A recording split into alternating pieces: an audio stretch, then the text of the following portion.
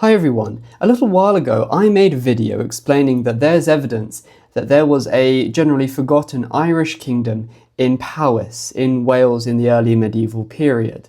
However, there's also evidence that there was an Irish kingdom in Cornwall. However, unlike in the case of Powys, this is relatively well known. If you research Irish migrations to Cornwall in the medieval era, it's quite easy to find information about it.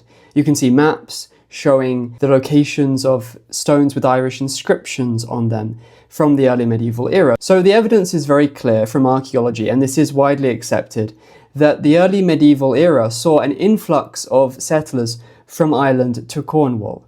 So this is generally well accepted and fairly well known. However, the really interesting part is the identity of the king who ruled over them. That's where this gets really interesting. So to give you a little bit of backstory, when I wrote my book, or rather when I was researching my book, King Arthur, the Man Who Conquered Europe, I was researching the potential history behind one of the kings who appears in the legendary account of the history of the kings of Britain, which is Geoffrey of Monmouth's Historia Regum Britanniae. So in that medieval work, there's an account of a king called Octavius who rules over Britain, and he's the one whose daughter ends up marrying Magnus Maximus before he becomes the usurping emperor of the Roman Empire. So he's said to have been a very powerful king, and he ruled over Britain in, or rather through part of the 4th century. So as I was researching this, I was thinking, well, is there anyone who's known to history who could be identified as the legendary Octavius? So I ended up getting in touch with a researcher called Michael Walsh, who subsequently to this wrote a book called King Arthur Awakens, revealing the Irish and Roman foundations of a universal legend. So that book was published sometime after these events that I'm describing, but in this private correspondence, he explained to me his theory, which I thought, wow, that really does make sense. So the first key fact to note in this case is the fact that the Irish who settled in Cornwall are known to have been from the clan of a particular king. Now he's named in the Historia Brittonum, where it describes how his descendants, or his clan, settled in Wales. This doesn't specifically mention Cornwall, this just mentions South Wales. It mentions the sons of Laethali, or Laethan as other manuscripts put it, obtained the country of the Demetii, where is a city called Menavia, so that's southwest Wales, that's Dyfed. And the province of Gwydir, which, as the footnote here says, is probably the Welsh district Gower, and Cetgweli, which, again, as it says here, is probably Caer Cydweli in Carmarthenshire. So this doesn't specifically mention Cornwall, but it does describe a settlement of this particular Irish clan in South Wales, and that's near Cornwall. Now in another document, which is an Irish document called the Sanas Carmaic, which is roughly contemporary with the Historia Brittonum, it does describe specifically a settlement of this clan in Cornwall. So we know that the Irish who settled there, allegedly, according to the historical documents, were from this specific Irish clan. Now the name of the clan comes from the name of the person who was the ruler and father of that clan. So that was Iochu Laethan. I've probably messed up the pronunciation there, so I do apologise, but I wasn't able to find anything that gave me a reliable pronunciation. But anyway, you can see the name on the screen, and that's the name of this king who lived in the 4th century. So he logically would have been the one who ruled over them at the time of their migration to Cornwall, or perhaps shortly before that. But in any case, it was roughly the 4th century when the Irish migrated to Western Britain, towards the end of the 4th century, and it was in the 4th century, roughly the middle, when this king ruled. So he was roughly contemporary with the migration of the Irish to Western Britain, which would have included Cornwall. Now what's interesting is that there's a decent case to be made, in fact I think a very, very convincing case to be made, otherwise I wouldn't make a video about it, that this king, Iochu Laethan, is the same as the Octavius who appears as the King of Britain in Geoffrey of Monmouth's account. So why is that? Well, there are a few key reasons. One, the name of this king is reasonably close to the name of this king in Welsh records. See, Geoffrey calls him Octavius, but that's widely accepted as a false Latinization. His actual name in Welsh records is Iudaf. Iudaf Hain. Hain means old, so he's Yudav the Old. So his name is obviously not identical to the Irish Ioku, but it's also not that far away, especially because this name, Ioku, is a very common name, very popular name in the medieval Irish records.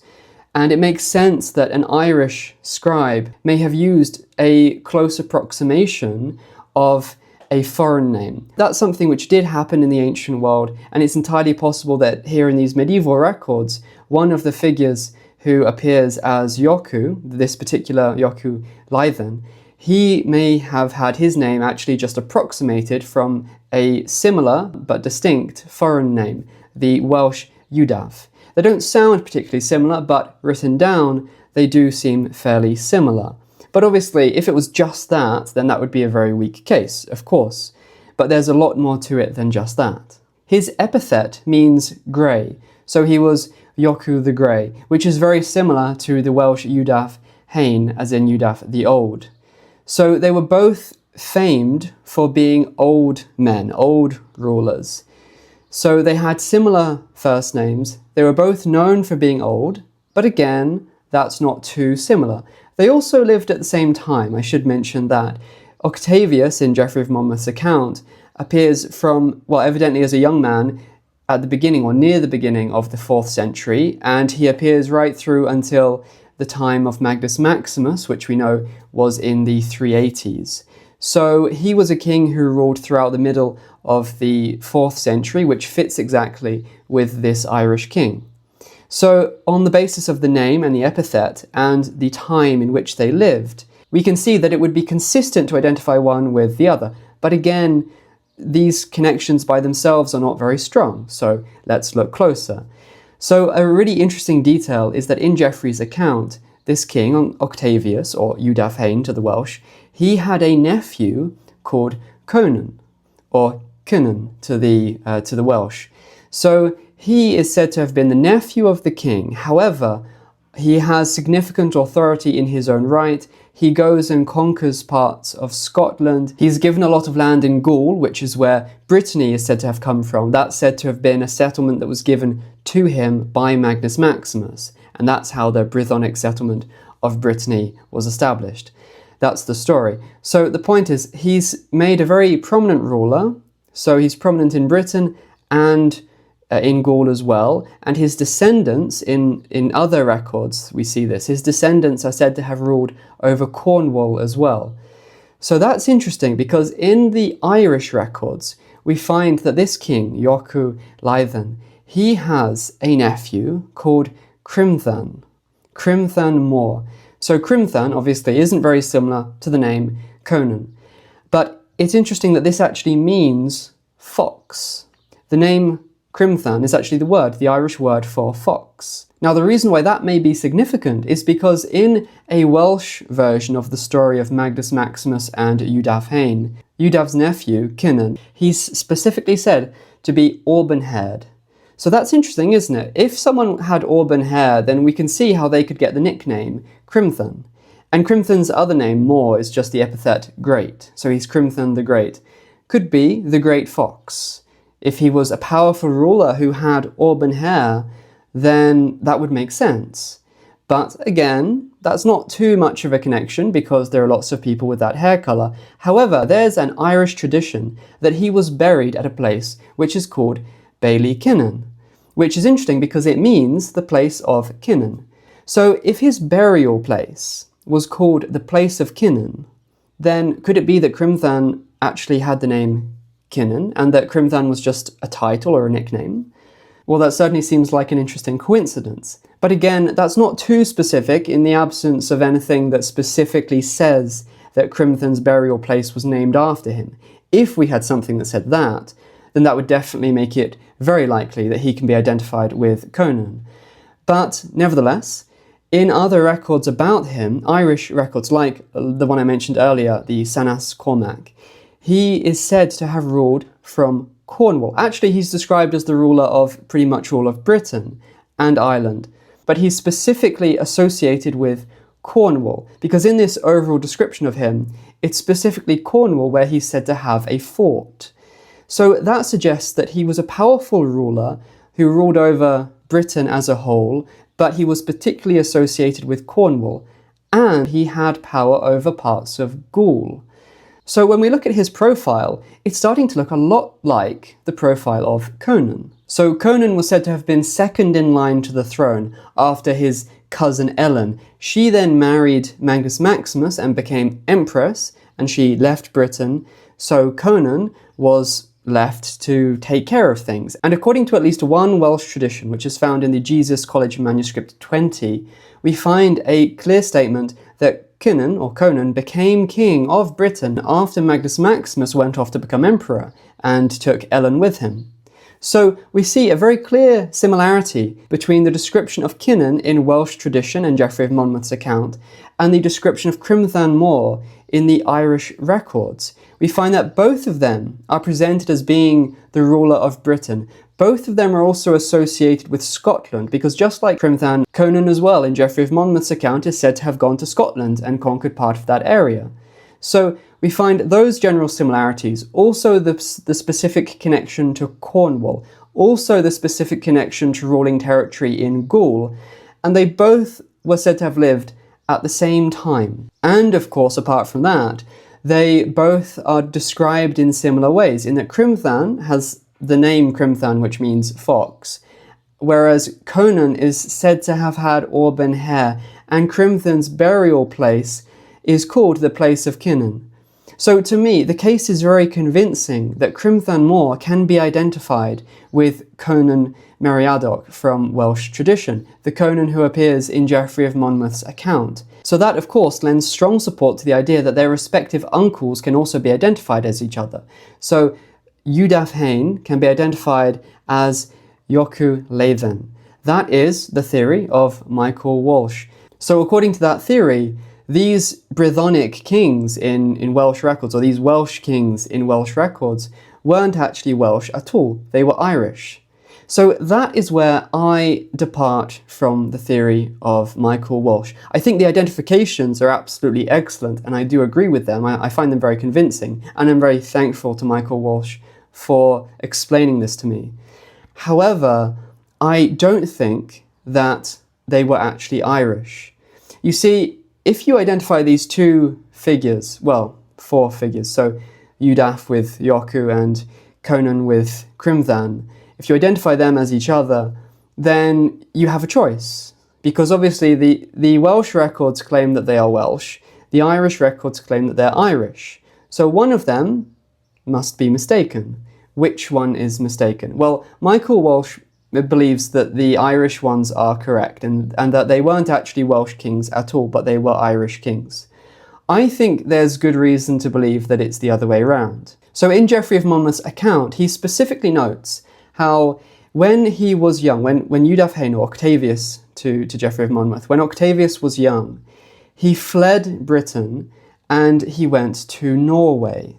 Now it's interesting that Norway in Geoffrey of Monmouth's account seems to be used frequently as a mistake for Scotland. There are lots of examples of this, but the explanation for why is quite simple, because in medieval Welsh records, they used a word which could sometimes mean Norway or Scandinavia, but it was also often used for Scotland. The reason appears to be because of the Norse settlers in Scotland later in the medieval era. So this wouldn't be a contemporary mix-up, but in centuries after the fact, but still long before Geoffrey of Monmouth was writing, this one term had started to be used for both locations, for Scotland and Scandinavia.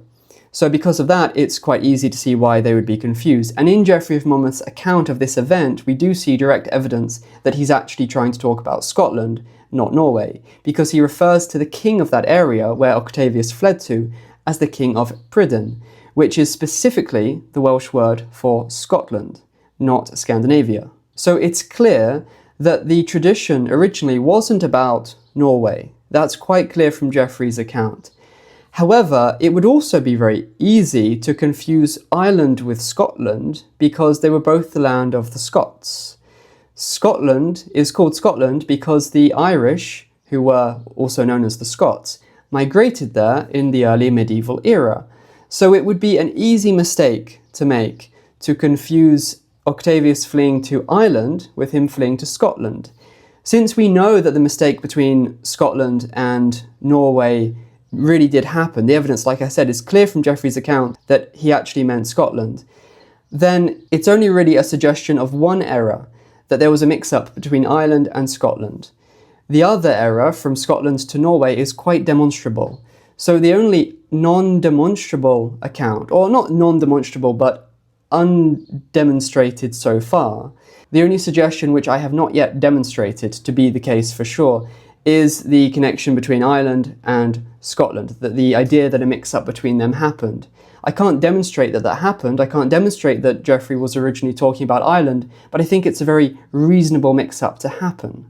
Now, the King of Norway in Geoffrey's account, who takes in Octavius, has a name which is reasonably similar to the name of the supposed father of Joku in Irish records. It's not exactly the same, and it doesn't sound particularly similar, but from on a manuscript level, it wouldn't be too difficult to change one to the other, especially, as I said, you're dealing with approximations of foreign names. So my argument is that in Geoffrey of Monmouth's account, it's very clear that Udafhain, or Octavius, was in Britain when he was young. That's very clear, because the events involving him in Britain are set long before the events involving Magnus Maximus, as in many decades apart. So Octavius must have been very young when that first block of events occurred, whereas I'm not aware of anything in Irish records which must place Joku in Ireland when he was young. And in Geoffrey of Monmouth's account, we have this clear record, this clear description of Octavius fleeing Britain and staying in a foreign land for a while. Norway supposedly, but very plausibly Ireland. So I think that the evidence supports on a far greater level the idea that he was actually originally from Britain and he went to Ireland rather than the other way around. I don't think there's really any support for the idea that it was the other way around. So that would actually mean that he wasn't an Irish king and that Crimthan actually wasn't an Irish king, but the Welsh records are the ones that are correct. But of course the evidence is very clear from archaeology that the Irish really did settle in Cornwall. So when Udaf or Joku or Octavius or whatever you want to call him, when he returned from Ireland and started ruling over parts of Britain again, then obviously he would have brought Irish officers and various other members of the elite class with him, and maybe he had an Irish wife. That's entirely possible. Same thing applies to Crimthan or Conan. So although, if my version of this theory is correct, they weren't actually Irish kings themselves, it could still be plausibly called an Irish kingdom in Cornwall. But of course, all this is speculation, although I believe it's very, very plausible speculation, but let me know what you think in the comments below. For now though, let me leave you with this question. Has a mathematical study finally proven when Homer's Iliad was written? Well, if you'd like to know the answer, then come back next time for my next video.